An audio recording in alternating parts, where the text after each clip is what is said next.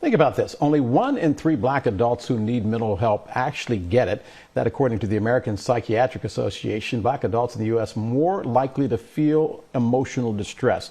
We want to go now to Clarence K.D. McNair in Baltimore because Clarence had all of those feelings, that anxiety, because he was a recording artist. Now he's an author. And Clarence, all of us now during this coronavirus are feeling anxious. We're feeling just bad.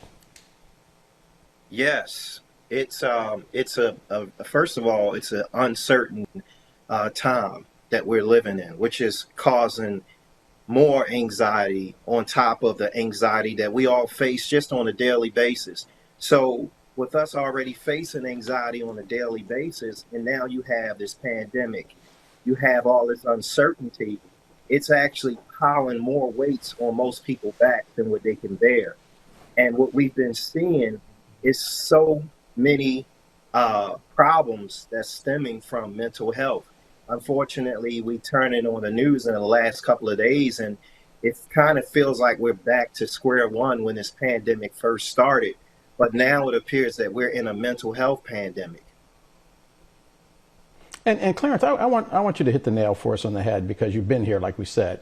How do I know when I'm going through this? Because right now, anything that actually happens one way or the other triggers an emotion. You start crying at the weirdest of times because everybody has been locked up. They've been dealing with COVID. So how do I know I'm going through a mental health crisis versus just feeling bad? Well, this is the interesting part. Most of the time when you are in a mental health crisis, you're not even aware. So usually if you have people around you, maybe they'll start to notice a change in behavior. Changing down to simple things like how you dress. Isolation is one of the biggest red flags of mental health.